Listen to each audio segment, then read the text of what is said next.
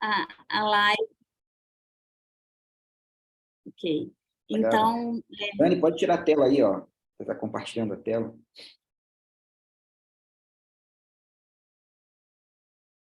então o nosso objetivo aqui é trazer, compartilhar com vocês uma série de assuntos que são temas muito caros para a gente, da UTS, né?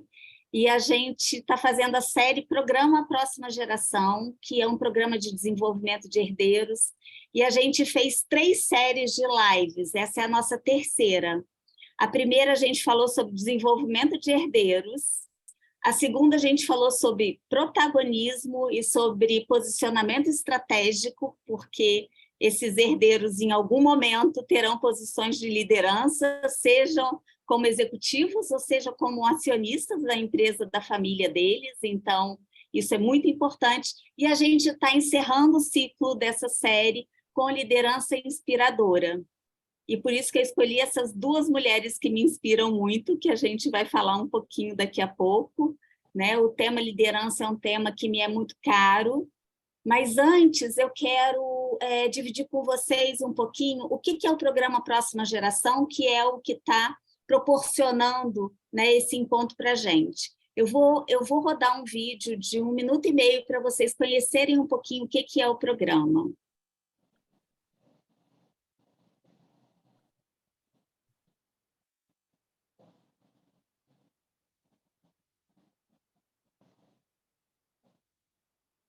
Espera aí.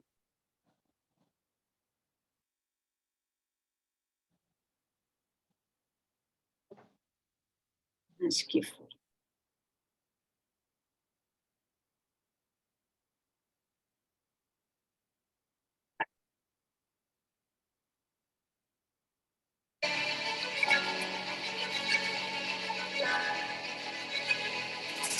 O Programa Próxima Geração é um programa específico de desenvolvimento de herdeiros de famílias empresárias. O bonito do PPG é que ele tem diversas fontes de aprendizagem. Ele fala de um processo de desenvolvimento e de preparo dessas futuras lideranças. Durante um ano, o herdeiro tem contato com experiência profissional, com desafios, com mentoria individualizada, com bastante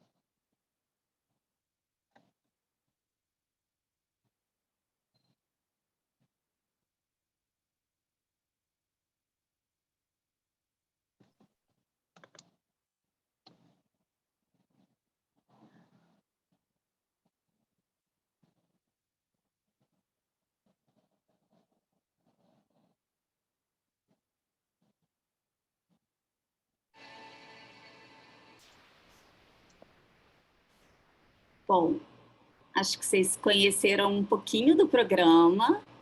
Agora eu vou passar também para vocês conhecerem a programação de uma forma bem rápida e sucinta. Só um minutinho. E aí a gente começa o nosso...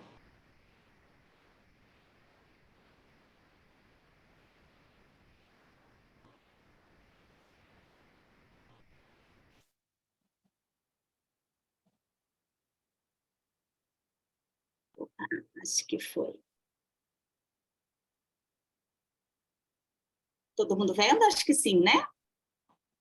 Então, assim, o programa Próxima Geração é o programa que a gente considera que seja o programa mais robusto de desenvolvimento de herdeiros no Brasil, né? Então, a gente tem muito orgulho, nós estamos indo para a 4ª turma, então a gente já teve 3 edições nos anos anteriores, então ele já tem dado muitas provas de resultado. Nós temos aqui mães dos PPGenianos, né? Pessoas que estão conosco. O período de realização desse programa é de janeiro a dezembro, então, a partir do mês que vem, né, é 1 ano que esses jovens ficam conosco, e o objetivo é acelerar, né, o preparo do jovem porque futuramente eles vão assumir uma posição, seja como executivos ou como acionistas, né? E a gente fala que para eles serem acionistas e sócios, eles precisam ser contributivos. E é mais ou menos assim, né? A gente vai falar hoje sobre liderança, né? Eu faço uma pergunta para vocês. Se vocês tivessem que contratar um líder para uma posição estratégica na empresa de vocês, vocês contratariam uma pessoa que não estivesse muito bem preparada, né? Que não tivesse uma bagagem, né, forte para poder assumir uma posição relevante na sua empresa? Eu tenho certeza que vocês responderiam que sim, né? E aí, de repente, a gente se depara com várias empresas familiares colocando em posições estratégicas, né, membros de família e herdeiros que não estão preparados, que não foram preparados, e colocando, né, em risco esse negócio e também a própria felicidade também dessas pessoas, né? Por não estarem conseguindo, às vezes, performar bem, se desenvolver bem. Então, o que a gente faz com o programa Próxima Geração é dar oportunidade de desenvolvimento para esses jovens, para que eles possam contribuir para a família de uma forma efetiva, para a sua família empresária. Então, é uma modalidade híbrida, então a gente pode receber jovens do Brasil todo. A gente, a cada 2 meses, a gente se encontra em algum lugar do Brasil, então a gente tem módulos no Espírito Santo, em Santa Catarina, no Rio Grande do Sul e no Rio de Janeiro. Vamos lá, ó, ter a presença de Leila, certamente, em um dos nossos módulos, né? Quem pode participar? A gente tem uma faixa etária, a princípio, entre 20 e 35 anos, que podem vir de todo o local do Brasil. A gente tem um acompanhamento muito intenso desses jovens para aqueles que trabalham no negócio da família, porque parece uma coisa simples, mas a gente vê muitos jovens atuando nos negócios da família, mas sem nenhum tipo de acompanhamento, né? Sem nenhum tipo de assistência. Então, a gente contribui para esse acompanhamento. A gente também tem um acompanhamento para aqueles que estão no seu próprio empreendimento, e para aqueles que desejam ter uma experiência externa à empresa da família. Então, a gente tem empresas parceiras que recebem esses jovens para o intercâmbio. Então, uma experiência, assim, fantástica. E que tipo de atividade que a gente tem no programa? A gente tem as atividades coletivas, que a gente visita nesses lugares todos, mais de 10 empresas no Brasil. A gente tem um challenge, que eles criam uma empresa, eles vão para a prática. Nós temos workshop temático, nós temos imersão, clube de leitura, muito networking, né, entre eles, e as atividades individuais, que a gente tem muito, tem o assessment, tem mentoria, tem plano de desenvolvimento individual, muito feedback, porque a gente sabe que membro de família empresário, o que eles mais falam é que eles não têm feedback, né, na família, e dos pais e dos membros que atuam nos negócios em posições mais elevadas. E, gente, a gente tem muita participação dos pais. Então, os pais vão para as viagens conosco, participam das imersões, tem muita troca, muito networking com outros empresários, com outras famílias empresárias. Então, isso é muito, muito rico. Então, é esse o nosso programa, é essa a nossa contribuição para essas famílias empresárias. Então, vou interromper aqui. O tema liderança é um tema muito tratado durante o ano todo. Por isso, a nossa escolha, inclusive, para encerrar esse ciclo aqui das nossas lives. E eu queria dizer para vocês o seguinte, eu tive algumas lideranças que me inspiraram muito na minha carreira. E eu sou muito grata a elas, né? Muitos empresários e empreendedores de empresas familiares que eles acham que a gente que está indo lá para poder ensinar alguma coisa para eles, e a gente bebe da fonte deles, assim, de uma forma grandiosa, assim. São pessoas que eu admiro muito, que eu aprendo muito. E, além desses empresários, eu tenho uma pessoa aqui, que é a Leila Nascimento, que eu já quero agradecer muito por estar aqui.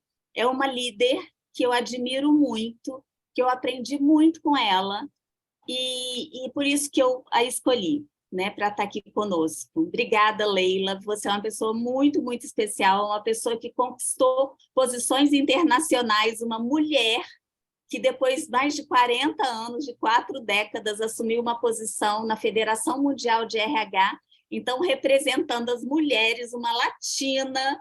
Então, assim, muito orgulho de te ter aqui. Muito obrigada. Depois eu vou pedir para você se apresentar um pouquinho mais, Leila.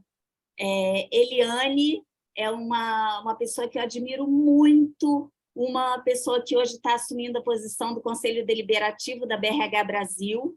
Também é uma expert assim, em mapeamento de perfil, ela é representante da ferramenta PI aqui no Brasil. Então, assim, há mais de 30 anos também, a gente estava falando, a empresa dela está fazendo 31 anos, então é uma empresa familiar também, assim como a da Leila é. E por que também eu escolhi essas duas? Porque elas são líderes inspiradoras e também líderes em trabalhos voluntários. Eu acho que você conseguir liderar e ser um líder inspirador num voluntariado é uma coisa assim tão difícil, tão desafiadora, que se elas conseguem ser líderes inspiradoras no trabalho voluntariado, imagina no restante, né? Então, por favor, Leila e Eliane, sejam muito bem-vindas. Quero que vocês se apresentem um pouquinho, complementem aí a minha apresentação. Bom, em primeiro lugar, muito obrigada pelo convite. Eu acho super importante o trabalho que vocês fazem com relação às empresas familiares. Eu tenho uma, como você falou, e a gente vive esse dia a dia da preparação dos herdeiros. Na verdade, eu sou pedagoga, né? Eu fiz uma pós-graduação em Educação e Recursos Humanos na UFRJ, fiz pedagogia na UERJ aqui do Rio de Janeiro. Depois eu senti necessidade, pelos cargos executivos que eu ocupava, eu senti necessidade de um mestrado executivo, um complemento dessa parte de administração, porque eu nunca imaginei na minha pedagogia, naquele instante, ter que cuidar de marketing, comunicação, contabilidade, né? Os cargos executivos nos trazem esses desafios, e aí eu precisei realmente, além de cursos que eu fiz, mas um mestrado executivo da FGV, no meu caso, foi vital, muito importante para mim. E o mestrado me trouxe uma coisa, assim, compartilhando, que me veio agora, muito interessante, porque eu tinha, para mim, que os grandes experts, né, da administração, os grandes filósofos, não eram para ser discutidos. A gente recebia aquilo como uma teoria pronta. E o mestrado me trouxe, não. Eles vêm com uma teoria, mas você entra com a sua capacidade de acrescentar a tua experiência, o teu conhecimento naquilo que foi falado. Então, para mim, um exercício, por exemplo, na época do meu mestrado, contestar algumas coisas do Peter Drucker era assim, quase que uma aberração, e a gente foi exercitando isso. E hoje eu vejo que contribuiu muito nessa minha jornada, porque eu acho que a gente precisa, no momento em que a gente vive, né, essa liderança, esse cargo executivo, ter essa capacidade de análise crítica todo o tempo. Bom, e aí eu fui executiva durante 23, quase 25 anos, depois abri a minha empresa. A minha empresa foi muito interessante, porque é uma empresa voltada para jovens, talentos jovens, programa de estágios e trainees, né? Agora a gente está com uma veia também para os profissionais, da parte profissional, mas foi muito interessante, porque quando eu comecei a empresa, eu não imaginava a participação dos meus filhos ainda. E a minha filha se empolgou, a Débora Nascimento, e pediu para sair da empresa que ela estava para ir para a minha empresa. E depois, quando foi crescendo a empresa, meu filho era do Bradesco, eu falei, olha, está na hora de organizar as finanças, você tem que vir para cá. E aí ele veio para essa experiência com a gente, e nós já estamos aí, temos algumas regras muito interessantes que depois eu posso compartilhar com vocês, o que a gente faz nessa questão de empresa familiar, como é que a gente ajusta, né? Mãe, filhos, e como é que é essa relação. E na BRH eu comecei, então, eu sempre estava conversando com a Dani, eu sempre trouxe para mim uma participação muito efetiva em associação, então eu sempre, na minha carreira, eu sempre fui muito ligada à BRH, porque o meu interesse era recursos humanos, e eu trouxe para a minha carreira de 2 em 2 anos participar de um congresso mundial. Então, era algo que eu achava que eu precisava acrescentar conhecimento, até porque a gente levou muito tempo, né, para ter essa conexão online, tempo real do conhecimento. Naquela época, a gente adquiria os modismos que vinham sem entender muito bem se aplicava no Brasil ou não. E aí foi algo que eu acho que acrescentou muito na minha vida, participar dos congressos. Eu costumo dizer que os congressos das associações, no caso da ABRH, são pequenos MBAs em 2, 3 dias, que a gente troca, a gente tem uma visão, né, do todo, do que está se passando nas organizações.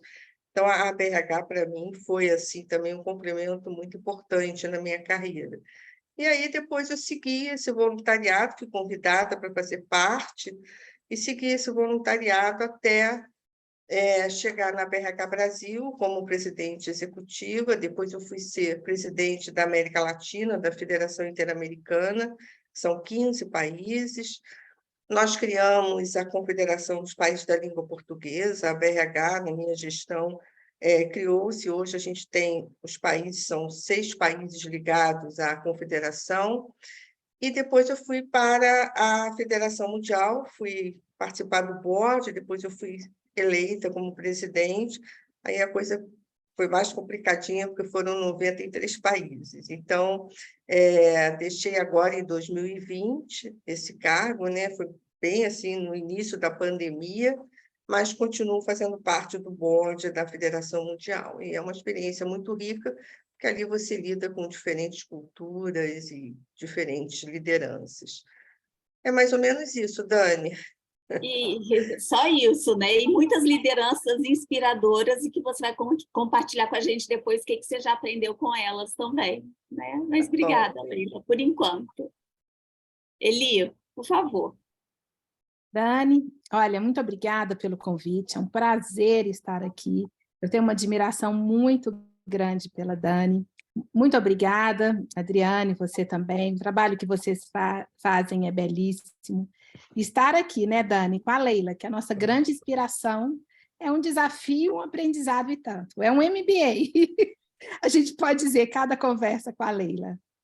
Bom, gente, eu sou psicóloga, fiz mestrado também, né? Como a Leila falou, acho que o mestrado é muito importante e a gente amadurece bastante, e a gente fica, né? Essa nossa massa crítica fica muito mais robusta, eu acho que ajuda bastante, né? Fiz outros cursos também, Edna foi minha colega de conselheira na Fundação Dom Cabral.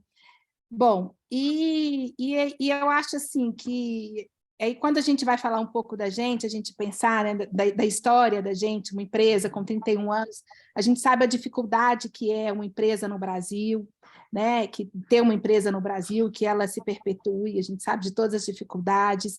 E quando eu penso que aos meus 20 e poucos anos eu fiz uma grande mudança na minha carreira, eu trabalhava numa empresa, líder em seu setor até hoje, e, de repente, eu me encantei por essa plataforma, por essa tecnologia, né, na área de RH, e eu, nova psicóloga, comecei como estagiária, fui contratada como analista, já estava como coordenadora, e, de repente, faço essa mudança.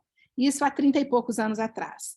Muitas pessoas achavam que eu estava completamente surtada. E eu acho que quando a Dani traz, né, os jovens para esse curso, a gente pensa, olha buscar o sonho, buscar esse propósito, como é que isso é importante. Bom, deu certo, né, aí nesses 30 e poucos anos. Já dei aula também, já fui professora, voltei na pandemia para dar algumas aulas virtuais, eu acho que a gente aprende bastante, né? Estou como conselheira de algumas empresas também. E o nosso voluntariado, conheci a Dani, conheci a Leila, a outra Dani que está aí também nos assistindo, né, como voluntária da BRH. E aí, o voluntariado, gente, eu acho que se a gente traz para o aspecto da liderança, ele tem um ponto importante. A gente trabalha, a gente não ganha, né, a gente não tem uma remuneração. Então, o que é o propósito? A gente trabalhar por aquilo que a gente acredita. E que não é, e que quando a gente fala dos jovens, cada vez mais todas as pesquisas estão mostrando, os jovens estão trabalhando muito mais por propósito, eles não estão preocupados com o salário. E nós, como voluntários, a gente não está preocupado com o salário, a gente está preocupado com esse propósito. Mas é claro, é super importante, que eu acho que a gente sempre deve reforçar, a importância de um time. Né? Se a gente fala muito, como a Dani falou no início, por que não felicidade? Né? E quando a gente fala de felicidade, imagina se a gente não for feliz num trabalho voluntário, que a gente está doando o nosso tempo ali, para o nosso aprendizado, porque a gente aprende muito, muito mais do que ensina, é um grande aprendizado, né? Mas que a gente está fazendo isso porque a gente acredita. Imagina se a gente tivesse todas as pessoas dessa forma. Quando a Dani fez aquela pergunta, né? Você contrataria um líder que não estivesse capaz? Você contrataria alguém que não tivesse essa vontade de trabalhar? Né? E olha, eu acho que isso é o nosso trabalho voluntário. E eu tive alegria, eu acho que isso, quando a gente fala de empresas, quando a gente fala do nosso trabalho, porque eu acho que o trabalho ele tem uma importância muito grande na nossa vida. Né? Eu acredito muito, talvez não no equilíbrio entre trabalho e família, mas sim na integração, sabe? Na integração entre um e o outro. A gente precisa conseguir dar conta desses pratos, ainda mais nós mulheres. E se a gente não tiver um ambiente seguro, um ambiente onde a gente possa ser a nossa melhor versão, e um ambiente onde a gente tenha boas relações. Eu acredito muito que existe uma pesquisa da Boston Consult que ela fala quais são as necessidades motivadoras, o que mais motiva as pessoas. Bom relacionamento com os colegas, bom equilíbrio, né, entre vida e trabalho, que eu gosto de trazer muito esse lado da integração, porque eu acho que não existe equilíbrio, uma hora um vai estar, né, mais desequilibrado que o outro, e bom relacionamento com os gestores. Então, olha como que a qualidade dos relacionamentos, e com certeza, né, desse nosso tema hoje, a qualidade das lideranças, ela impacta diretamente na qualidade dos nossos resultados. Então, eu acho que é um ponto assim, muito gostoso de falar. Eu tenho certeza que a gente vai estar assim, aprendendo muito aqui uns com os outros, e é um prazer estar participando nesse nosso virtual, nessa nossa mesa virtual, com duas pessoas, duas mulheres que eu admiro bastante, que eu aprendo sempre bastante, Leila e Dani. Muito obrigada, viu, Dani? Imagina, só tenho a agradecer, a gente mal começou e a gente já está bebendo dessa fonte maravilhosa, né? E aí é tão interessante ouvindo vocês, né? Eu penso o seguinte, quando a gente escolhe esse tema, né, liderança inspiradora, como um líder pode inspirar alguém ou um grupo de pessoas, enfim, se ele não tiver encantamento, se ele não tiver paixão por aquilo que ele escolheu, né? E vocês são dois exemplos de apaixonadas pelo que escolheram fazer, né? Queria começar mais uma vez esse bate-papo ouvindo de vocês. O que é uma liderança inspiradora para vocês? Quem começa? Leila. Bom, eu posso começar. Eu acho que, primeiro, para você inspirar, você tem que se inspirar, né? Acho que a Eliane foi muito feliz quando falou do propósito, daquilo que você tem como missão. Eu sempre faço uma pergunta: qual é o legado que eu quero deixar como mãe, como profissional, como líder, né? Eu quero estar na história, eu quero estar à margem da minha história, eu quero estar na minha história, né? Compartilhando isso. Então, inspirador para mim é esse líder que tem esse propósito, primeiro, de entender, de se entender, de autoconhecer, porque a gente só fala aquilo que o coração está cheio, né? Esse ditado tão antigo, o coração está cheio do quê, né? Qual é a sua proposta de vida? Eu acho que isso... e as pessoas sentem, porque é muito interessante que a gente tem no ambiente profissional a técnica e o comportamental, todo o tempo, né? A técnica e o comportamental. É um conhecimento técnico e aquilo que você efetivamente é. E aquilo que você efetivamente é, para mim, está dentro da coerência do que você faz como profissional e daquilo realmente que você é chancelado por um grupo, por uma equipe. Vou dar um exemplo simples para vocês da minha empresa. Por exemplo, na minha empresa eu tenho... eu falo sempre para os meus colaboradores o seguinte: o que eu falo nas minhas palestras, porque a gente acaba fazendo palestras em vários lugares, eu quero que a minha empresa seja um reflexo disso, ou seja, eu não posso falar algo que eu não pratico dentro da minha organização. Então, essa coerência, para mim, ela é fundamental. E quando a gente fala da empresa familiar, eu acho interessante falando dos meus filhos. Eles ficam assim, não, isso aí acho que não é bom, porque a minha mãe não vai concordar.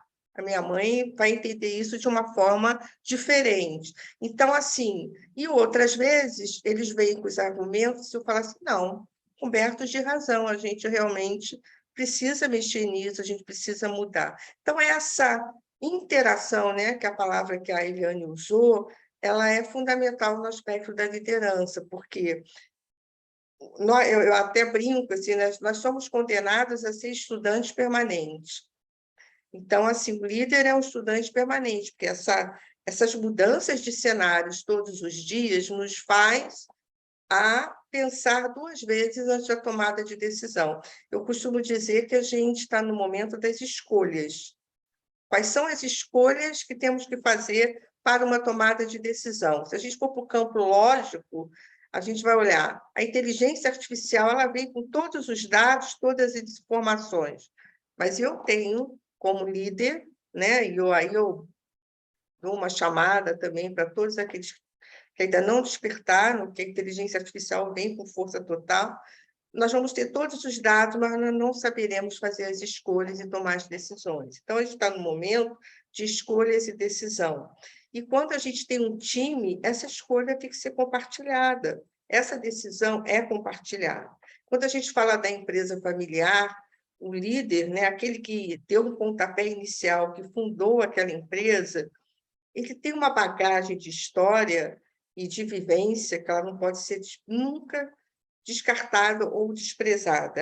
Ele veio com uma história importante, uma experiência importante. E os novos, né, e os times, e os sucessores, vêm com uma proposta ainda complementar. Acho que esse é um ponto que eu vejo super importante no momento que a gente discute liderança hoje. E um ponto que eu tenho falado, para você ser inspiração, também tem que ter conhecimento. E aí é um ponto que eu tenho me debatido. Agora mesmo estava no congresso, eu e a Eliane, lá da Associação Portuguesa, lá no Porto, e eu falei sobre isso. É importantíssimo que a gente entenda que nós precisamos conhecer os cenários que estão à nossa volta, porque a liderança, para ter, né, esse compartilhamento do time, ela realmente precisa estar conectada com esse mundo. E eu tenho uma frase que até coloquei lá no congresso, que é a frase que eu acredito, nós ficamos muito tempo como líderes dentro de uma performance que era pense global e haja local. Acabou. Hoje é pense global e haja global. Por quê? Porque nós estamos todos conectados. Nós estamos aqui no Zoom, mas podia estar aqui um americano, podia estar um europeu, discutindo com a gente o tema da liderança inspiradora, porque está tudo aberto, está tudo conectado. Então, inspiração para mim é esse componente, né, nosso e com os outros, num respeito muito grande. Eu acho que a gente ficou muito tempo falando, hoje é o tempo muito de escutar, né? Escutar o que será melhor para a nossa organização, o que esse time tem a falar. E as pesquisas mostram que todos os líderes inspiradores têm um ponto que é o mais conceituado de todos pelos times. Isso é uma pesquisa global que já aponta isso assim como a resposta certa. É um desenvolvedor de pessoas. Esse líder é um desenvolvedor de pessoas. Não tem mais como a gente não olhar isso com essa atenção. Então, resumidamente, Dani, eu vejo dessa forma. Nossa, e tão importante tudo isso que você está trazendo, e quando você traz o recorte da empresa familiar, né? Eu fico pensando, o desafio, a gente lida muito com jovens, né? E nas famílias, nesse período de formação, para que sejam líderes realmente, né? E às vezes eles colocam os pais, né? Os tios, esses que fundaram a empresa, numa posição tão de poderoso, assim, tão inacessível, né? E quando você deu o exemplo, né, dos seus filhos, né, que tem momento que eles ficam pensando e falando, não, a minha mãe pensa assim e tudo, mas tem momentos que você também dá abertura para que eles venham falar. Quando esse líder também está muito inacessível, também é um líder que paralisa a sua equipe, né, e não consegue desenvolver a equipe. Então, ao mesmo tempo, ter esse momento de interação e de diálogo, e do líder poder beber da fonte da sua equipe, né, ou até do seu filho, do mais jovem também, isso também é tão precioso, né, porque a gente também se inspira. A gente é líder, mas a gente também se inspira no meu filho, no mais jovem, né? Então, isso também pode acontecer dos dois lados, né? E eu sei que você traz isso, porque você fala com muito encantamento dos seus filhos, né? E eles já são líderes na sua empresa. Muito bom. Com certeza. A gente tem uma regrinha, Dani, que eu compartilho aqui com vocês, que é interessante, que é a seguinte: a gente, quando eu estou, né, disponível no Rio, na empresa, né, que eu tenho viajado muito, a gente sai para almoçar, aí a gente pergunta, é um almoço nosso ou é um almoço de trabalho? Se é almoço de trabalho, é trabalho, então qual é a pauta? Se não, não vamos falar de trabalho, vamos falar da gente. Isso é uma coisa que nós conseguimos, sabe, preservar e que é super importante, porque tem horas também que a gente está precisando falar da gente, né? Dessa relação mãe e filhos, no meu caso.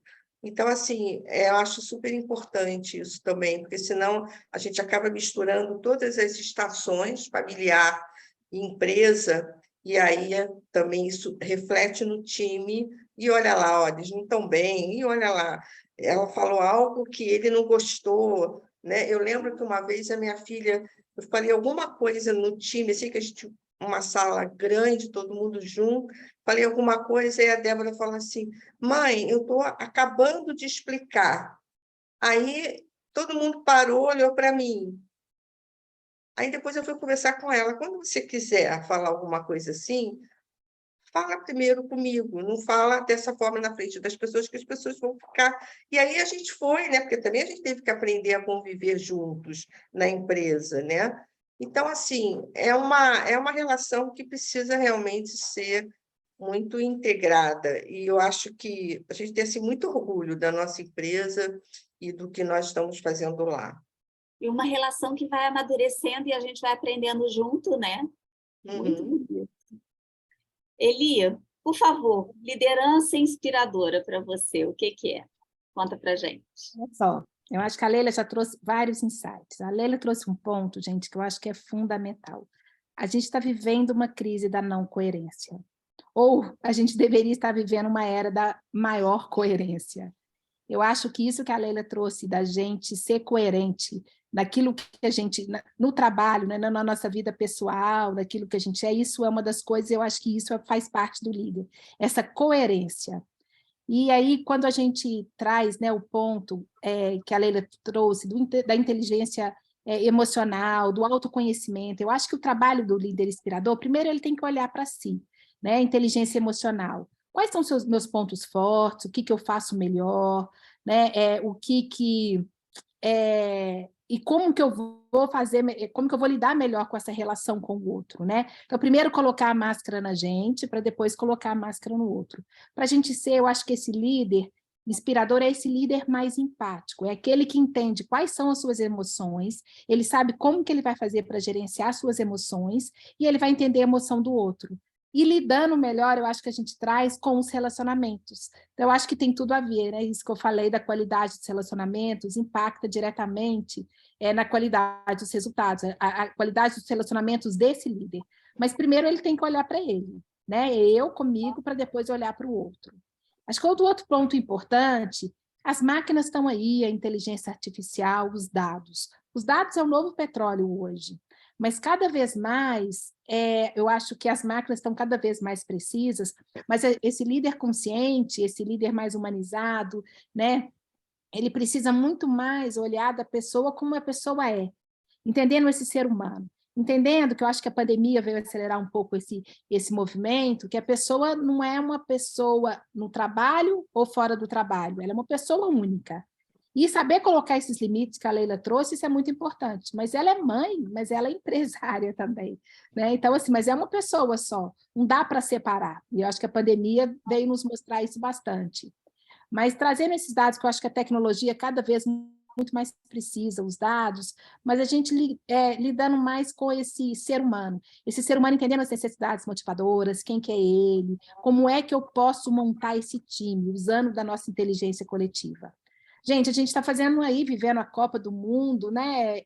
Lindo Brasil, está fazendo gol, o Richarlison dando, né, um banho ali para a gente, né? Fazendo gol, mas trazendo esse outro lado, que é esse lado do S do social, que a gente vê. Então, olha como que a gente fica admirada com isso, né? Mas eu estava trazendo a gente fazendo um pouco analogia com o futebol, montar esse time. Quem que eu vou jogar no ataque? Quais são as características que eu vou precisar? É aquela área mais comercial que eu vou colocar ali no ataque? Quem que é aquele da defesa? Né? Quem que é o do meio de campo? Quem que é esse técnico que a gente pode trazer como esse líder, né? Esse líder mais inspirador que a gente vai precisar dessa pessoa para comandar? Então, eu acho que, por exemplo, a gente tem grandes aprendizados com os erros, e aquele jogo do 7-1, que eu estava aqui em Belo Horizonte, eu estava presente, eu acho que fica sempre. E se a gente olha, tem os dados na CBF, depois eu posso até mandar, se alguém interessar, eu tenho esses dados, todos os dados nos mostram que era para o Brasil ter ganho esse jogo, porque ele teve muito mais posse de bola, ele teve, assim, tem vários gráficos lá, eu posso até mandar, que eu tenho uns 3 que eu tirei do site. Mas por quê? Eu acho que é aquilo que a Leila trouxe, talvez o time. Eles não estavam acostumados a conviver ali, né? Eles começaram a jogar, assim, eles estavam totalmente desconectados e não tinha essa formação do time, entendendo quais são as necessidades. Eu tive um privilégio, falando em time, né? Lembrei que agora eu tive um privilégio muito grande.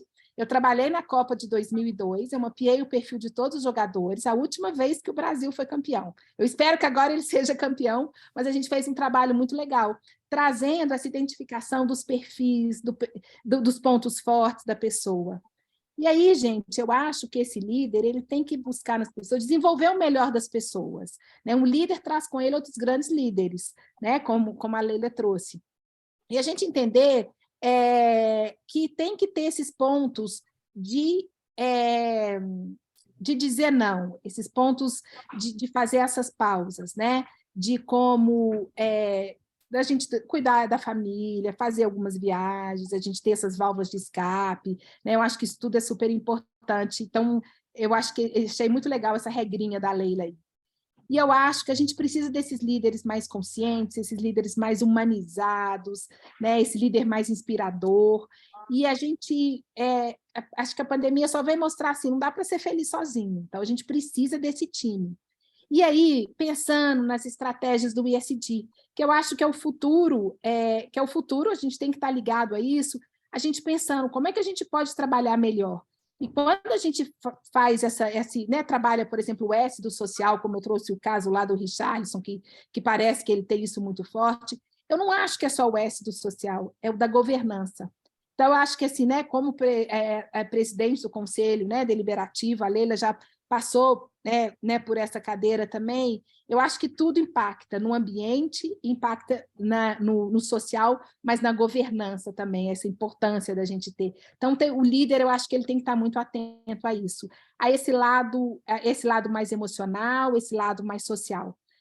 Nós tivemos no CONAR, né, o criador do Mundo Bunny, né, que é o Jamais Cássio, e ele diz que o mundo Bunny, né, é um mundo cada vez muito mais ansioso, não linear, totalmente incompreensível, né? E a constante que a gente tem na vida, primeiro, que a gente vai ter que conviver com essa Covid. Está sendo assim um balde de água fria, né, gente? Final do ano e a gente ter que usar máscara de novo, no avião preocupado, várias pessoas com Covid. A outra certeza é que a mudança de comportamento, a mudança vai estar sempre presente, que a tecnologia, né, que a gente tem que ser esse humano, mas esse humano tecnológico também. Aí existe uma outra que é sempre a gente vai pagar imposto. Não adianta que a gente não vai conseguir, mas trazendo, fugir disso, né? Mas trazendo para esse líder, né, eu acho que o Charles Darwin falava, assim, não é o mais forte que sobrevive, nem aquele mais inteligente, como a Leila trouxe, aquele que tem as competências técnicas, né, mais fortes, mas aquele que melhor se adapta a essa mudança. E a gente tem que estar pronto, o líder tem que estar pronto o tempo inteiro, né, para essa mudança, para essa adaptabilidade. Porque liderança, gente, não tem a ver com hierarquia. Não confunda, a gente não pode. Eu acho que, assim, a gente, claro que algumas empresas falam assim, não pode mais existir comando e controle. Não tem como. Em uma indústria, se não tiver comando e controle, ela não vai para frente. Tem alguns cargos, né, algumas áreas que é muito mais comando e controle. Mas tem uma outra área que é mais inovação e mudança. A outra é muito mais o lado de relacionamento. E é isso que é time. A gente aproveitar essa expertise, a inteligência coletiva de cada um. Então, eu acho que essa liderança, Dani, ela é informação, ela é aprendizado, ela é aprender e reaprender, é dedicação, é resiliência, é empatia, é generosidade, é responsabilidade consigo, que a gente tem que cuidar da gente, é responsabilidade com o outro. E por que não falar de amor? Se a gente, algum tempo atrás, a gente falasse de amor nas organizações, felicidade nas organizações, eu ia falar, nossa, é psicólogo, está abraçando uma árvore, isso. Ontem a gente teve um evento muito legal na BRH, que é o Desafio de Gestão de Pessoas pelo Mundo. E 2 CEOs falaram de amor, falaram, olha, a gente tem que trazer amor para as nossas equipes. Olha que legal, se um CEO algum tempo atrás falasse isso, eu ia falar assim. Eu acho que a gente está nesse momento de construir muito mais pontes do que ficar construindo muros, né? Essa crise política que a gente viveu aí, estamos vivendo ainda, antropológica, social, eu acho que construindo muito pontes, muitas separações, e a gente tem que construir, muitos muros, né? Eu acho que a gente tem que construir pontes, sabe? E entender a diversidade, que o outro é diferente de mim, como é que eu me relaciono com ele? Olhando para mim, mas olhando para esse outro. Eu acho esse ponto fundamental. Eu acho que isso é um dos aspectos que tem que né, esses vetores mais humanos. É engraçado, né? Nós, de gestão de pessoas, de recursos humanos, a gente falar, né, de que o ser humano está aqui para mostrar muito mais essas competências, né, que são as soft skills, as human skills, as power skills, mas essas competências muito mais ligadas ao comportamento das pessoas. Técnica a gente aprende, mas como é que a gente pode fazer para desenvolver as pessoas, né? Eu acho que a gente está vivendo muito nessa era. Eu acho que é muito por aí. Então, falar de apoio, falar de cuidado, falar de empoderamento, de confiança, de empatia, né? Falar de cenários ambíguos, falar das nossas vulnerabilidades, que eu não sei. Isso tudo é papel do líder. Eu acho que ele tem que estar pronto para isso. Isso é, para mim, essa liderança mais inspiradora, mais humanizada, né? E ele, assim, quando a gente fala da liderança inspiradora, é uma liderança muito diferenciada, de fato, né? E para esse líder ser diferenciado, ele tem que olhar as pessoas de uma forma muito particularizada, né? De uma forma muito singular, né? Então, você pode ter um time, você pode ter milhares de pessoas na sua equipe, mas se você olhar todos esses milhares, né, como um grupo, né, você não vai conseguir ter um resultado tão efetivo. Se você consegue ter um olhar particularizado, singularizado, que é o que a gente fala na psicanálise, né? Aí você tem possibilidade de um laço mais efetivo, mais forte com essas pessoas, né? E puxando também para as empresas familiares, é muito comum você ver isso, né? Por que esses fundadores, por que esses líderes que vão tendo empresas enormes, né? Eles conseguem fazer esse vínculo, né? Eles, de alguma forma, eles conseguem fazer essa interação, essa relação, eles conseguem ter essa coisa do valorização das pessoas, né? Então, quando vocês falam também de conhecer o perfil, né, Eli, eu acho que a sua especialidade é um privilégio ter alguém que mapeou o perfil da seleção, né, num determinado momento, né? Como a gente também precisa... né? Como a gente precisa também... E foi campeã, né?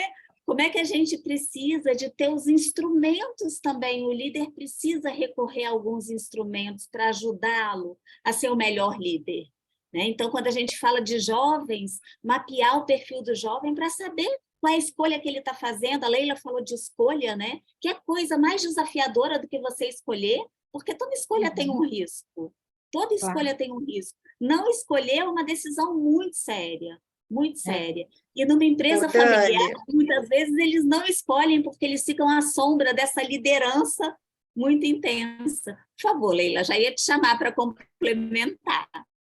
Eu acho que uma coisa que a gente precisa entender também, que foi um discurso que nós usamos durante muito tempo, é todos têm que trabalhar em equipe, todos fazem parte de um time, sim, mas todos têm que trabalhar em equipe. Nem todos conseguem trabalhar em equipe, né? Eu vou dar um exemplo de novo da minha família. O meu filho, que, claro, como financeiro, ele tem todo um direcionamento diferenciado, até pela área que ele tem, trabalhar em time para ele é difícil. Por quê? Porque ele quer concentração, que ele quer ter um trabalho muito mais cuidadoso, muito mais metódico.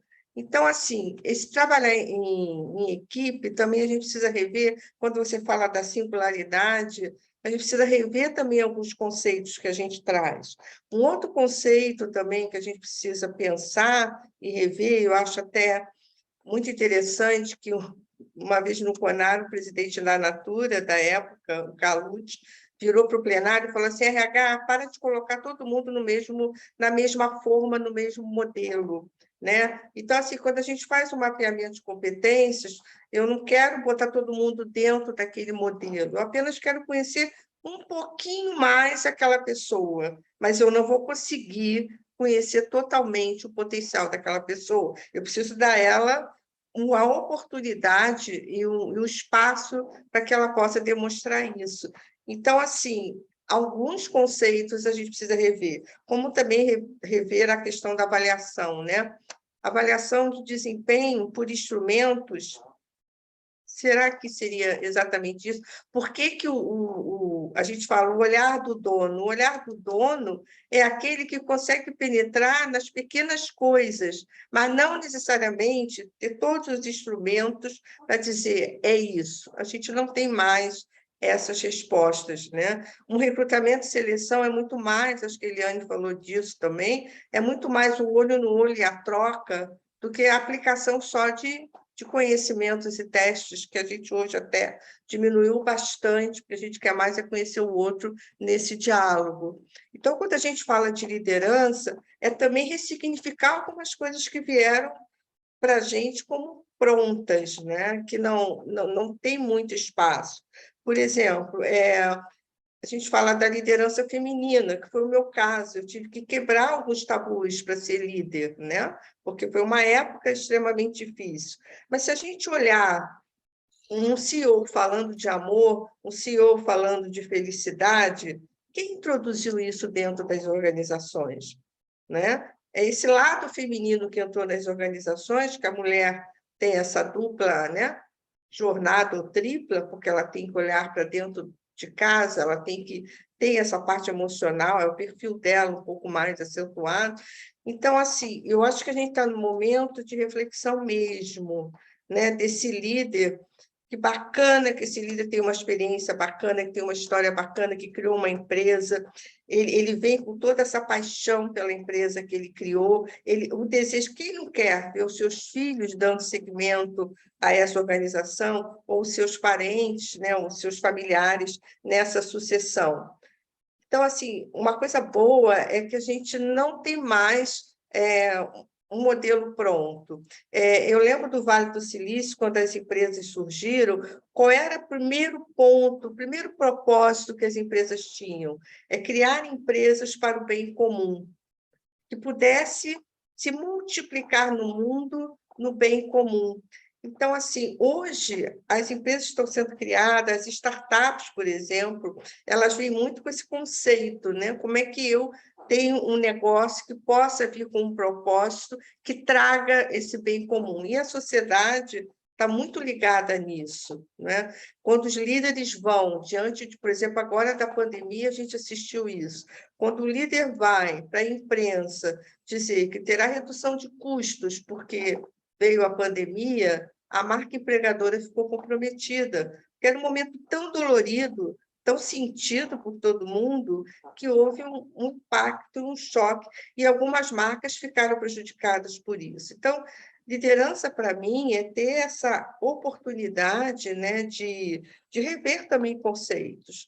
Por mais que eu tenha anos e anos de experiência, e de vivência, eu sou uma estudante permanente, eu tenho que entender.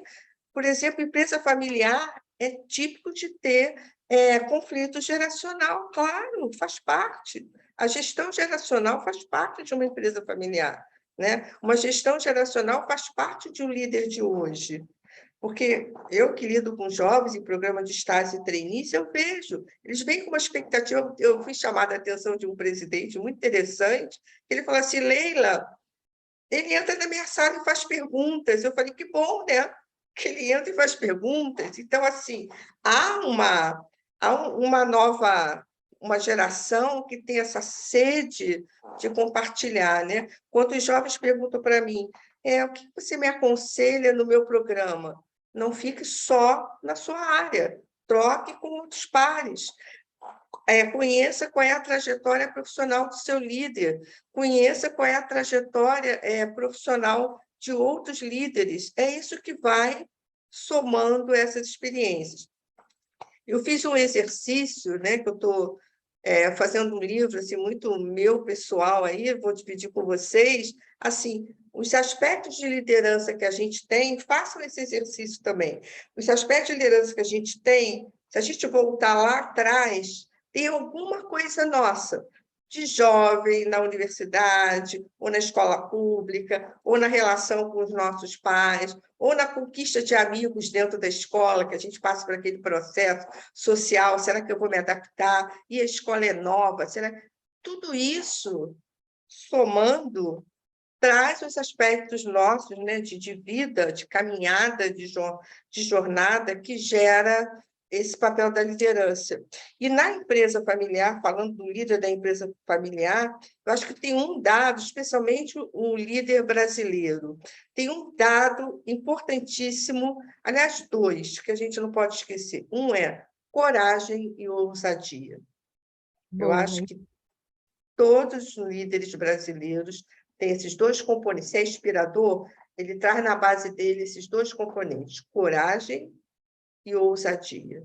E aí, sim, é uma inspiração para todos que trabalham com ele, porque todos percebem isso, tiveram a coragem. Muitos não têm essa coragem. Não, eu não vou abrir uma empresa, não. Viu como está? Não, eu tenho medo, eu não vou dormir, eu prefiro ficar no cargo executivo dentro de uma empresa. E quando falam comigo, né, os jovens, eu gostaria tanto de trabalhar na empresa A, eu só trabalho com empresas de grande porte, né? Nossa empresa tem essa característica. Mas eu digo para eles assim, o melhor programa que você pode ter é começar numa empresa pequena, conhecer tudo daquela empresa pequena. Lá você vai conhecer de comunicação, você vai conhecer de contabilidade, você vai conhecer tratamento com pessoas, enfim. Eu vejo que a gente precisa, voltando como líder, ressignificar alguns conhecimentos, alguns tabus ou alguns conceitos que nós tínhamos, que hoje, com essas novas gerações, com esses novos modelos, por exemplo, startup, a startup vira para mim e fala assim: Leila, eu criei uma startup, a minha startup ela veio para agilizar, para inovar. Quando eu vou trabalhar com uma grande empresa, eu entro no departamento de compras, eu espero não sei quanto tempo para ter uma resposta, eu levo não sei quanto tempo para conversar com o líder. Então, assim, nós não nos preparamos também para esse modelo de empresa, como grande empresa. Enfim, eu gostaria de deixar esse recado como eu considero assim, fundamental nos dias de hoje. Muito bom. E, Leila, assim, quando você falou da coragem e da ousadia, né, da liderança, eu recorri a um jovem que fez parte do nosso programa, e ele entrou em uma das turmas, né, e ele entrou bem no finalzinho, assim, a gente já estava fechando as inscrições, e ele ficou o tempo todo de meses em dúvida se entrava ou não no programa, e o programa realmente é muito desafiador, né? E aí ele falou assim para mim, num dado momento do programa: Daniela, eu me dei conta que foi um ato de coragem eu entrar no programa. Aí eu achei engraçado, né? Um jovem falar um ato de coragem, entrar no programa. Ele falou assim: eu estava muito cômodo lá na minha família, porque eu olhava para os meus primos, para os meus irmãos, eu era, né, o bambambam lá daquela turma, né? Então eu podia continuar ali naquele meu lado meio cômodo, né? E de repente, quando eu fui para esse programa, me abriu esse mundo e tudo. Então, assim, eu tinha medo de sair daquele universo. E quando você fala da importância da gente interagir, né? À toa quando você fala da sua carreira, de que você colocou na sua carreira que você ia participar de congressos mundiais, né? Internacionais, por quê? Para ampliar essa visão, né? Se você não amplia essa visão, você não consegue inovar, você não consegue se abrir para o novo, você não consegue ver o diferente, conviver com o diferente, né? Então, tem tantos elementos aí ricos quando a gente fala, né, dessa liderança. Muito bom. E aí vou pedir para a Eliane complementar aí com as skills, com as competências, com o que você enxerga aí acompanhando esses altos executivos também. Pode complementar também, Leila. Fica à vontade. Eu acho que a Leila trouxe pontos muito, muito bacanas e muito pertinentes, né? Às vezes, assim, a gente fazendo parte, né, da Associação Brasileira de Recursos Humanos, aí o pessoal de RH vem, eu queria conversar, eu estou fazendo, eu fiz um MBA, o que você acha de gestão de pessoas, o que você acha que eu devo fazer? Eu falei, por que você não faz um MBA de gestão financeira? Por que você não vai fazer um curso de projeto? Por que você não vai fazer alguma coisa de marketing? Aí, assim, isso que a Leila falou, eu acho super importante, totalmente fora, a gente sair um pouco dessa caixa. E trazer, né, gente? E quando a gente fala da diversidade, não é trabalhar só a diversidade de raça, de gênero, é a diversidade de idade, é a diversidade, né, de lidar com o outro que é diferente, dos perfis também, a diversidade de conhecimento, isso tudo é diversidade. E eu acho, assim, né, dentro disso que a Leila trouxe, desses pontos que a gente está conversando, eu acho que, assim, a liderança, eu acho que o grande desafio é deixar um legado. Eu acho que o sentido da vida da gente é deixar um legado por onde a gente passa, né? E é papel dessa liderança. E quando a gente fala dessa liderança inspiradora, humanizada, mais consciente, eu acho que tem tudo a ver com a cultura também, né? Quando a gente pensa numa empresa familiar, porque é muito difícil a gente mudar a cultura. E eu acho que uma cultura ruim, ela, né, o Peter Drucker falava, Leila citou ele aí, ele dizia, né, que come a estratégia no café da manhã, mas eu acho que come tudo no café da manhã. E o líder tem um impacto muito grande, porque para onde que foi esse líder, essa cultura vai. Então, acho que ele tem um impacto muito grande. E cada vez mais a gente fala, né, a gente falou muito no congresso que a gente foi em Portugal, no evento que a gente teve ontem aqui, que foi lá em São Paulo, da BRH, a importância de gerar essa segurança psicológica, que eu acho que é um outro tema que a gente tem que trazer. Gente, porque quando existe confiança, vai existir, e empresas familiares, isso muito também, né? Vai existir muito menos esforço de gestão, muito menos esforço de manutenção. Quando as pessoas, essa coragem que a Leila traz, né? O Guimarães Rosa falava, né? Que o que a vida quer da gente é coragem. Então, quando a gente não tem medo, quando a gente não tem vergonha de fazer as perguntas, não entende de alguma coisa, não entende daquele assunto, a gente, né? Ter falar das nossas vulnerabilidades. A gente tem a Brené Brown aí, né? Que tem até um episódio na Netflix que fala muito do poder da vulnerabilidade, que eu acho que é super importante. Então, e isso é papel do líder, criar esse ambiente dessa confiança, né, desse ambiente mais seguro, porque as disputas políticas vão diminuir, com certeza, a velocidade e a qualidade das decisões aumenta, porque, gente, quando se tem pouca confiança, se eu estou me relacionando com uma pessoa e eu não tenho confiança, é difícil até para a gente mandar uma mensagem aqui de WhatsApp, porque a gente fica naquela, o que eu vou falar, tem que, assim, quando a gente, né, não tem esse ambiente. Então, a gente fica sempre com o pé atrás, né, assim, desconfiado. E o trabalho não rende, não tem delegação, não tem esse lado de trabalhar time. Então, eu acho que a confiança, é igual o motor do carro, ele não vai funcionar sem um lubrificante. Né? Por quê? Porque as peças vão ficando, né, com atritos, né, arestosas, assim, umas com as outras. E eu acho que a confiança é esse óleo, aquilo que suaviza, aquilo que lubrifica. O motor sem óleo vai travar. Se a gente não tiver confiança nos nossos ambientes, vai travar também. E aí tem, né, a Brené Brown, que fala muito disso, né, que quando a Leila traz da coragem, né, que ela fala que é preciso coragem para a gente ser imperfeito, né? A gente abraçar as nossas fraquezas, as nossas dificuldades, daquilo que eu não sei, e deixar de lado aquela imagem da pessoa que a gente acha que deveria ser, ao invés de aceitar a pessoa que a gente é. Eu acho que é muito isso da liderança. É lidar com o outro da pessoa, não do jeito que a gente gostaria que ele fosse, mas do jeito que ele é. Às vezes, né, a comunicação não é o que você fala, a comunicação é como o outro entende. Então, tem aquele estudo, né, da Google que fez o estudo para identificar os padrões de sucesso nas equipes. Então, o fator da segurança psicológica é muito importante. E isso é papel da liderança para criar. Então, eu acho que, assim, né, para ele ser mais inclusivo na tomada das decisões, pedir feedback, one-to-one, sabe? Explicar as razões por causa de algumas tomadas que foram feitas, né? Ser cada vez mais inclusivo nas questões interpessoais, estar disponível, conversar, trabalhar a escutativa, né? Outro dia eu vi uma pesquisa, o que os líderes mais queriam desenvolver nesse momento da pandemia? Serem mais pacientes para ouvir, trabalhar a escutativa. Então, acho que isso tudo é importante. Aí tem o conceito, né, gente, que eu gosto muito, que teve até no CONAR com a gente, no nosso último CONAR, das empresas humanizadas, o capitalismo consciente, e que ele pergunta, será que a única responsabilidade social da empresa é o lucro para o acionista e pronto? Não. É essa colaboração de todos os stakeholders. Né? Qual que é esse novo capitalismo? Esse capitalismo que a gente é selvagem para o capitalismo consciente.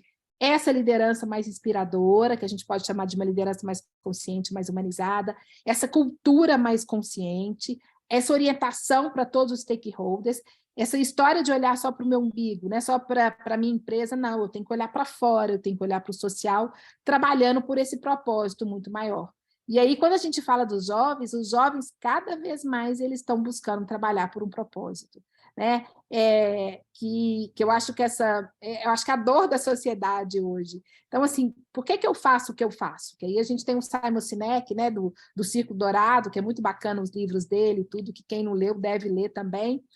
E a gente pensa, que eu acho que foi assim, né, os jovens que estão aqui nos assistindo, eles cutucaram muito a nossa geração, esse mais 50 aqui, né, que eu acho que é outra diversidade que a gente tem que trabalhar também, essa geração assim, né, chega dos ismos, né, o otarismo, que não, é só jovem, não, eu acho que essa complementariedade é muito importante, mas o que eu estava falando, né, que eu acho que os jovens falaram, olha, vocês estão adoecendo, tem que ter esse equilíbrio, olha, tem que ter essas pausas. Tem um livro muito bacana, que é aquele Sem Esforço, não sei se vocês já leram também, que é super bacana, que ele fala a importância dessas pausas. Porque aí, gente, que é papel do líder também, que é a nossa segunda maior pandemia, que é o nosso problema da saúde mental. As pessoas estão doentes, as pessoas não estão dando conta. Né? Existe uma diferença muito grande se ela está estressada ou se ela está cansada. Né? Então, quando ela está estressada, ela não tem força, ela não tem energia para acordar segunda-feira, para chegar na empresa, aquele ambiente não faz bem para ela, e aí é um outro ponto que o líder tem que estar muito atento. Outro dia, um grande executivo, um presidente de uma empresa, falou assim, Eliane, eu acho que se eu... Aí, Dani, ele até fala, ele falou, se eu não fizesse terapia, né, se eu não fizesse terapia há tantos anos, eu acho que eu não estaria dando conta de lidar com tanta gente adoecendo. Porque é papel do líder. E como que faz? Quem que cuida dele? A gente vê aí, né? A ONU já havia colocado que 2020 seria o ano de maiores transtornos mentais. Veio a pandemia, só alavancou isso muito mais. Então, eu acho que cuidar da saúde, né, que é esse bem mais precioso que a gente tem, da saúde física, da saúde emocional, da saúde espiritual, da saúde social, isso é muito importante. Então, é uma forma desse líder né, tá olhando ele como ser humano, porque a pessoa não liga on-off na hora que sai da empresa. Se ele tem problemas fora da empresa, ele está levando para a empresa. E se ele tem problemas na empresa, ele está levando para casa. E se ele está sofrendo, se ele está doente, se ele está deprimido, se ele está burnout, do outro dia eu ouvi esse, eu adorei, o burnout, né? Falei, nossa, ele está burnout. Eu falei, gente, eu nunca tinha ouvido falar dessa forma. A gente tem que ter um olhar para isso. E esse olhar é como a Lélia falou, é só com conversa, é com olho no olho, é só entendendo, é só olhando, é só conhecendo, né? Eu acho que é muito por aí. E, na verdade, né, quer dizer, como é que você pode esperar que um líder esteja numa posição tão importante, que impacta tantas pessoas, que impacta a organização, e ele não está olhando para ele, né? Ele não está. E é tão impressionante, né? Eu que lido também sou psicanalista e lido com muitos fundadores, muitos executivos de alto escalão, né? E a gente tem que levantar a bandeira e falar: ei, cadê você nessa história? Cadê você nessa cena, né? E a gente precisa fazer isso, né? Muito bom. Leila, você que tem uma empresa que fala tanto com jovens, o que você pode dar de recado para esses jovens que estão querendo ser líderes inspiradores? Porque isso aqui, essa live, é para dever de casa lá para todos os nossos PPGenianos, para todos os jovens que participam do programa, vão ter pré-requisito ouvir essa live. O que você dá de mensagem? Depois, Eli, eu quero que complemente também. Eu acho que os jovens, essas novas gerações, saem na frente por duas questões. Uma é a questão que eu gosto muito, é a questão da coerência e da verdade. É uma geração que é uma geração da coerência. Então, assim, eles trabalham numa organização ou eles continuam numa sucessão se eles veem verdade naquilo que está sendo proposto como empresa e como profissional. Eu acho que isso aí é muito bom. O jovem não precisa o jovem de hoje não precisa de nenhum tipo de máscara para isso, diferente da minha geração.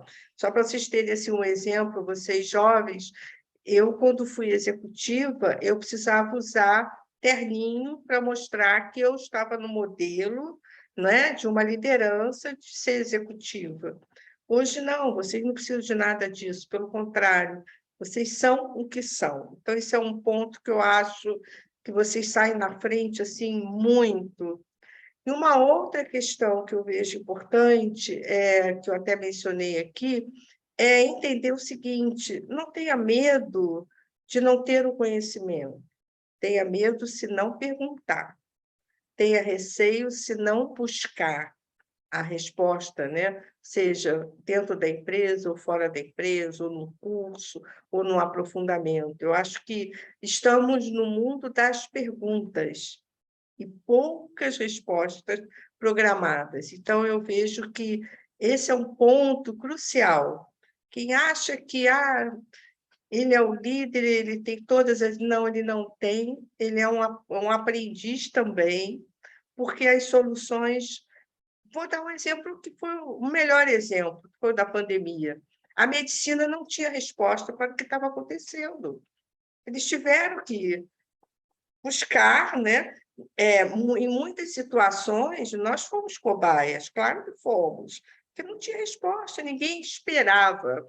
Aliás, eu participei do Fórum de Davos, e lá nós falamos de muitas coisas relacionadas ao planeta. Aliás, para mim foi assim, um despertar, até para me preocupar um pouco mais com o ESG, né?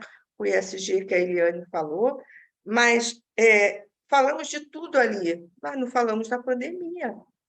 Isso foi em 2020 que eu fui, né? 2019 que eu fui. Então, assim, lá não se falou, mas lá se falou que a Terra é o nosso stakeholder, que a gente até então não se preocupava com isso. As maiores empresas do mundo que estão no ISP, que são as 500 maiores empresas do mundo, estão em áreas que são áreas afetadas pelo clima, que podem perder produtividade, que podem perder seus negócios. Então, nós estamos hoje diante desses cenários que é aprendizado. Não tem problema a gente não saber, tem problema não buscar conhecimento, né? Não buscar onde tem as respostas ou possíveis encaminhamentos que vai me beneficiar. E essa parte do conhecimento técnico é super importante também, né? Agora, esse conhecimento técnico que não nos limite, que seja o conhecimento técnico que nos dê uma visão do todo. Tem áreas profissionais, você tem empresas familiares que têm áreas muito específicas, mas só lembrar que a área específica está dentro de um contexto maior de mundo que pode mudar. Então, esse conhecimento global que eu falei no início, né, que a gente precisa ter, desses cenários e onde eu estou, a minha empresa está e no que eu posso ir adaptando. Eu até brinco, né, quando a gente fala de hierarquia, de organograma, que é tão importante em várias situações, mas ele tem que ser feito a lápis, porque eu vou ter que trocar as caixinhas. As empresas estão trocando as caixinhas o tempo inteiro. Por exemplo, eu soube agora, hoje, né, saiu a notícia, que a CNN está revendo toda a sua política, né, de programas e de objetivos que ela tinha inicialmente no Brasil, porque ela está vendo que algumas coisas ela precisa reajustar. Então, a gente está nesse momento, né, de reajuste, mas reajuste com pessoas, né? Reajuste entendendo as pessoas, entendendo que as pessoas é que vão gerar os resultados. Por mais que eu tenha uma fábrica, uma logística composta de computadores e de inteligência artificial, volto a dizer, quem toma decisão é um humano em cima daquilo, né? Então, eu vejo assim, jovens, primeiro, vocês são jovens de uma geração que entende o que é propósito, entendem o que é qualidade de vida, são jovens de uma geração que entende que trabalho é fonte de vida. A Eliane falou isso, né? Nós vivemos trabalho e vida completamente desconectado. E o querido Gonzaguinha falava que o trabalho, um homem que tem trabalho, um homem tem honra. O que ele quis dizer com isso? Honra, que honra é? Não, é vida. Trabalho faz parte da vida, né? Então, assim, é um momento assim muito especial. Eu acho que essas novas gerações, elas estão vivendo um momento muito especial de empreendedorismo, de buscar caminhos que até então nós não imaginávamos, e vocês têm isso assim muito natural. A inovação faz parte dessa geração com muita naturalidade. Vocês não se conformam com uma coisa, por que isso? Não, vocês trazem, na verdade, esse questionamento. Mas por quê e para quê? Aliás, eu costumo dizer que está voltando às ciências, viu, Dani? A filosofia, por que eu existo, para onde eu vou, a parte da sociologia, para entender que contexto é essa sociedade que está em torno, né? No entorno nosso, a questão da ciência da saúde, quanto que nós, de recursos humanos, estávamos tão preocupados e as lideranças olharem isso com outro olhar, né? Não é só o olhar do plano de saúde, mas o olhar daquela pessoa que está em um momento assim que precisa de um cuidado maior. Acho que durante as lives e as reuniões pelo Zoom da pandemia, ficou muito claro que tinha um emocional aí que a gente não imaginava que estava tão grave assim. Então, eu vejo que isso facilita muito. Eu lido com jovens, eu trabalho com esses jovens e vejo que é uma geração que qualidade de vida é a pauta número 1. Eu só quero estar numa... E outra coisa, eu só quero estar numa organização que a imagem dessa organização traga algo para minha carreira. Não é a empresa que escolhe mais os profissionais estão escolhendo as empresas que querem trabalhar. Então, se nós estamos trabalhando sucessão, aí nós líderes, né, donos das empresas, né? Vou dar no meu caso, se eu quero ter uma empresa atrativa para os melhores, se eu quero manter meus sucessores na empresa, eu preciso entender que tenho que preservar a imagem da minha empresa. Eu vou dar um exemplo para vocês de uma ousadia minha como empresária, mas essa é ousadia mesmo. Eu fui procurada por uma grande rede, né, de shoppings, que é meu cliente até hoje, há 11 anos, mas e eles queriam conhecer o nosso trabalho e pediram para assistir qual era o trabalho que eu fazia com os gestores dos programas, com as lideranças, e ele queria assistir um treinamento meu nesse dia. Ele foi assistir, falei, claro, pode ir. Ele foi o diretor, foi para a gerente dele, ele assistiu, gostou. Ele falou assim, gostei muito do programa, eu vou voltar para a empresa, a gente vai conversar, a gente vai contratar vocês. Gostei demais. Eu falei, mas eu ainda não disse se eu quero trabalhar com vocês.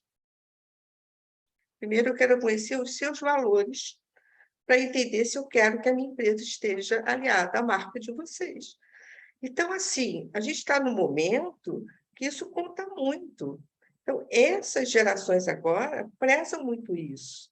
Só querem estar numa empresa que realmente tenha uma imagem, que seja uma imagem que complemente as crenças e os propósitos que essas gerações têm. Não sei se seria isso, Dani. Excelente, muito rico. Eli está ali inquieta, ela está querendo complementar, por favor. E a gente, né, a gente ficaria aqui 2, 3 horas, né? Que assunto maravilhoso. Por favor. Quando a gente fala com líderes inspiradores, igual você, a gente fica. Eu acho que isso que a Leila trouxe é muito, né, assim, olhar para as pessoas, né, gente? Pessoas, cultura, liderança, inovação. Inovação não é processo, inovação é sobre as pessoas. Então, eu acho que né, complementando isso que a Leila trouxe, as máquinas elas estão se tornando cada vez melhores. Mas nós, humanos, eu adorei quando ela falou, a gente tem que voltar mais para a filosofia e tudo, precisamos trocar para sermos cada vez melhores em sermos, né? Usando mais da criatividade, da intuição, da emoção, né? Trabalhando esse lado individual e coletivo, essa complementariedade, esse time humano, né? Essa analogia que eu fiz até com o futebol, porque quem faz acontecer somos nós, as pessoas.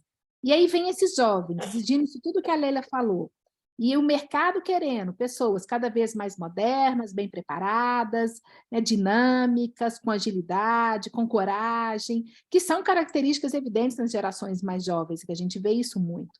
Então, é porque eles nasceram nesse boom da transformação digital, eles não têm que aprender, né? Eles já nasceram digitais, e eles estão preocupados isso, com essa qualidade de vida. Eles querem trabalhar numa empresa que eles se sintam valorizados, eles buscam essa marca, né, como a Leila trouxe. E aí a gente vê esses momentos, por exemplo, o momento da grande ressignificação, que começou nos Estados Unidos e veio para o Brasil.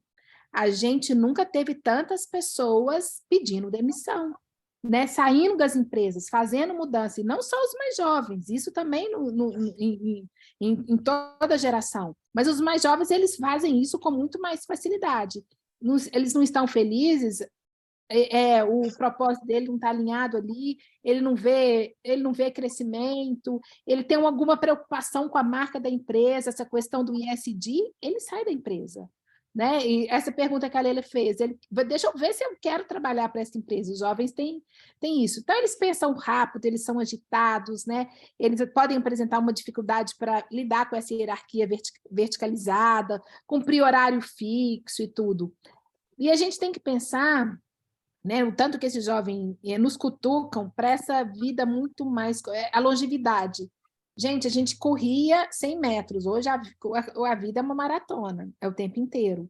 Então, assim, o que a gente quer para a nossa vida? Como é que a gente vai envelhecer com qualidade de vida? Eu acho que os jovens vão nos ensinando isso bastante. Né? Então, assim, a gente tem esse momento da grande ressignificação e o outro movimento do quiet quitting. Né? As pessoas, isso a gente vê, né, os dados nos mostram, os jovens também, trabalhando nas empresas, fazendo todas as entregas, entregando tudo o que tendo resultados, mas fazendo aquele básico, porque ele vê que não adianta fazer nada mais além daquele básico, né? Que é esse movimento do quiet quitting, né, que a gente percebe no mercado. Então, gente, eu acho que assim, a importância com a saúde mental, com a segurança psicológica, né? Inclusive a BRH Brasil, ela criou um selo da empresa saudável, um selo muito bacana, que é o PES, com esse cuidado, né, desses ambientes mais seguros, da saúde mental, da segurança psicológica. E, às vezes, né, Dani, Leila e vocês todos, o óbvio precisa ser falado. Então, a gente tem que pensar, como é que está a minha qualidade do sono? Gente, todas as pesquisas mostram. Não dá para trabalhar cansado. Dá para a gente ganhar, dá para a gente ser feliz cansado? Não dá, né? Então, assim, e a gente sabe que para a gente descansar, a gente precisa dessa pausa, o sono é essencial. E aí, né, Dani, você, né, como psicanalista, a gente sabe, nunca teve tanto remédio para dormir, tanto remédio para as pessoas ficarem acordadas. E aí, como é que está essa qualidade do sono? A qualidade da alimentação, a atividade física com regularidade, né? Então, são coisas óbvias, mas que a gente precisa estar atento, e esse líder também, para essa qualidade de vida, né? Para as pessoas se sentirem cada vez, né, mais felizes, né, com essa qualidade. Um outro ponto que eu acho importante, que eu estava pensando aqui, dessa felicidade, gente, que às vezes, né, a gente é muito trabalho, Eu conheço a Dani é muito trabalho, a Leila é muito trabalho, a Adriane também. Porque a gente gosta muito, e eu sou também, porque a gente gosta muito do que a gente faz. Mas isso, né, a Dani como psicanalista sabe, pode ser um adoecimento também. A gente não colocar aqueles limites que a Leila falou logo lá no início. Se a gente não souber colocar esses limites, né, tá atento a essas coisas básicas que a gente precisa, mas não saber colocar limites, isso, uma hora, vai, assim, a gente vai ter problema, né? Os efeitos disso, né? Vai ter os efeitos disso, porque, às vezes, o excesso também, o amor demais, a dedicação demais, e noites que a gente passa aí, né, trabalhando, e acorda de manhã para fazer uma viagem, fica... isso pode ter um reflexo lá também, né, numa perda de qualidade de vida, na saúde. Então, são coisas simples, mas que a gente precisa falar, né? São óbvio, é óbvio, mas a gente precisa estar atento a isso tudo, eu acho.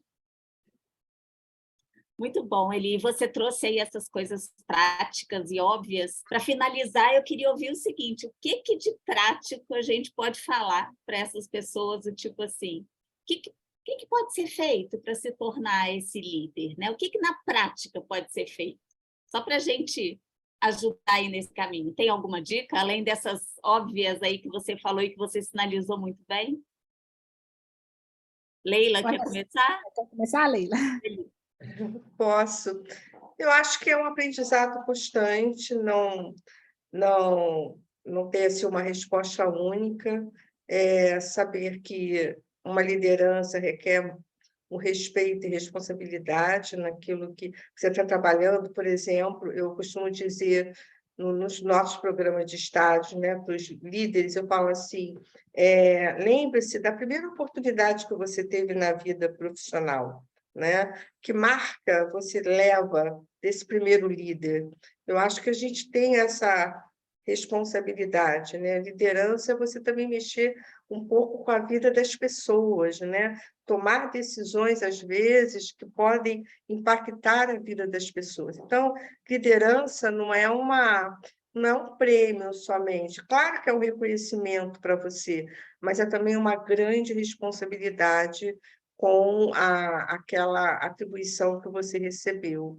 E vejo que o aprendizado com o time, com a equipe, ainda é o melhor que a gente pode fazer, né? Então, resumindo, eu vejo que respeito, responsabilidade, aprendizado, não pense que, como líder, você não precisará voltar aos bancos escolares, vamos precisar, né, voltar para a academia, sim.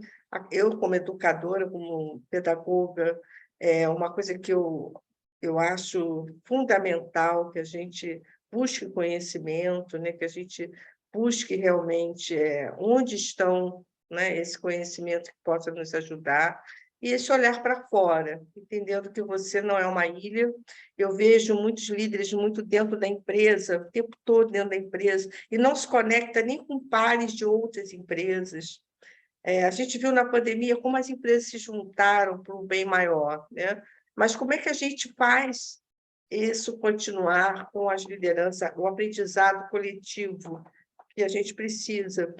Durante a pandemia, eu falava para as consultorias e para os empresários: se juntem, troquem, porque não tem resposta, né? Todo mundo foi para casa de uma hora para outra e ficou todo mundo meio perdido. Troquem quais são os acertos e os erros, né? E muito assim, aprender com os erros. A gente não é nem Mulher Maravilha, nem super-homem, a gente realmente precisa do apoio uns dos outros. Então, eu vejo que liderança é isso. Muito bom. Muito bom. Muito bom. Acho que, completando a Leila, né, gente, o mito do super-herói acabou. Os super-heróis funcionam melhor em time. Então, como é que a gente pode tirar o melhor de cada um para que esse time, né, igual um time de futebol, como é que a gente tira o melhor de cada um, né, para que a gente consiga fazer aquele gol esperado, né, e a gente gritar, né? O brasileiro tem muito disso.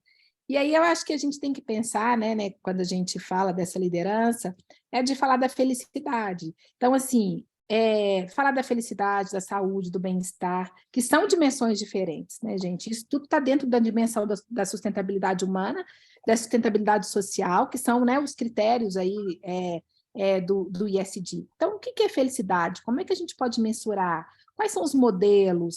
Né? Então, assim, e é um construto, é uma pauta que não se fecha. Eu acho que assim, um dos maiores ingredientes para a felicidade é o aprendizado. Né? Se a gente aprendeu aqui um pouquinho, ouvimos alguma coisa que a gente de repente sabia, mas ouvimos de uma forma diferente, isso já aumenta a nossa ocitocina, né? Os nossos hormônios já ficam mais aí. Então, acho que falar disso é importante, né? Que dentro. E esse bem-estar, sabe? Que é essa soma do componente emocional. Né? Os afetos que a gente, positivos, negativos, a gente poder falar sobre isso. Fazer terapia, né, Dani? Eu acho que é importante. Eu mesma fiz muitos anos. Quando eu fiz psicologia, eu fiz, depois fiz mais uns 10 anos, depois voltei mais uns 3, 4 anos. É o aprendizado que, assim, né, para a gente se escutar, assim, sempre, eu acho que é super importante. Porque, né, gente, a felicidade, ela não cura a doença. Se a doença já estiver estabelecida ali, ela pode proteger contra esse adoecimento. Então, essa psicologia da saúde cada vez mais forte, né? Essa psicologia positiva, da prevenção de como que a gente pode promover a saúde. Então, aí eu pergunto para vocês, né, assim, de uma escala de 0 a 10, né, de 0 a 5, qual que é a condição de felicidade que vocês se julgam hoje? Quais são as condições essenciais para vocês estarem nessa situação? E se vocês pudessem mudar alguma coisa, melhorar esse nível de felicidade, o que vocês poderiam fazer? Então, a gente está se perguntando, né? A gente se perguntar isso o tempo inteiro. Eu acho que tudo é vida, né, gente? A vida vai muito além, né? Se a gente filosofar aqui do humano. E é obrigação de todos nós. E é obrigação de nós como líderes, das empresas, né, do país, disso tudo, né? Preservar, colocar preservar a vida, né, no centro do processo. É obrigação nossa, do Estado e tudo. Então, assim, o que é felicidade no trabalho? Não tem uma resposta perfeita, é um construto. E a gente buscar, né, essa felicidade aí para a gente encontrar, fazer aquilo que a gente gosta, aquilo que é o estado de flow, né, a satisfação no trabalho.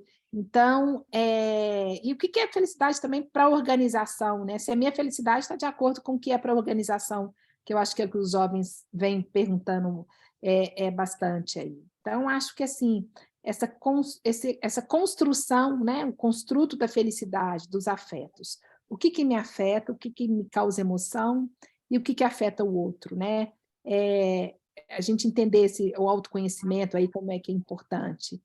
Então, como é que eu penso, como é que eu me avalio, como é que eu fico pensando naquilo, como é que eu quero, como é que eu me cobro, né? A cobrança excessiva é uma coisa também que a gente tem. Então, assim, eu acho que é esse olhar para si mesmo, né?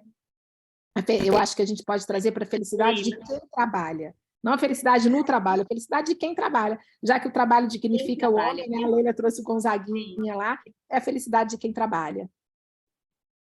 Não, eu vou no contraditório, que é tão gostoso a gente ter essas...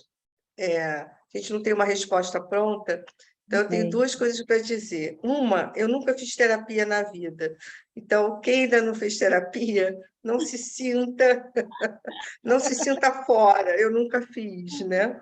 Terapia. Uma outra coisa também que eu acho... psicologia, né, Leila? Eu acho que na hora que a gente faz psicologia, precisa, pode ser que seja isso. E uma outra coisa também que eu acho importante, eu amo gerar resultados, eu quero que a minha empresa cresça, eu quero que a minha empresa se desenvolva. Então, assim, a gente no Brasil ficou muito tempo achando que resultado, desempenho é pecado. Não, a gente abriu uma empresa para gerar resultados, para ter positividade, para ter bons números. Quem trabalha numa empresa que é um grande talento, ele quer ver o resultado do trabalho dele como? Vendo que a empresa cresceu, que a empresa produziu, que a empresa gerou resultados. E aí vem a governança, né, que a Eliane falou, tão importante. Então, gerar resultados faz parte e é importantíssimo para a liderança. Não pense que a gente, como líderes, estamos nos descuidando quando a gente fala da questão da felicidade, da questão do como a gente precisa olhar o outro. Mas, junto, o outro também quer. Quando a gente fala do trabalho voluntário, os voluntários, por exemplo, no nosso caso da BRH, os voluntários são voluntários, mas eles querem ver Quais são os resultados do seu voluntariado? Ninguém quer ser voluntário para dar um nome. As pessoas querem contribuir de alguma forma com essa sociedade. Então, resultado, desempenho, faz parte do nosso perfil também, viu, Dani?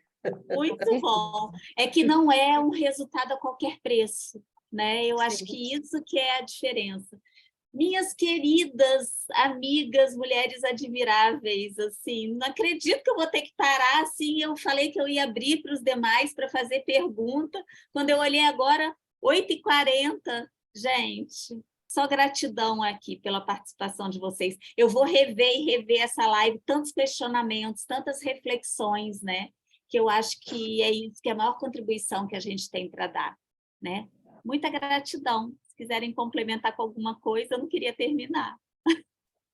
Eu acho Só que agradecer quem ficou até agora conosco. Obrigada. É. Um beijo, então, gente. Obrigada, boa noite. Boa noite a todos. Beijo. Boa noite, Dani. Boa noite.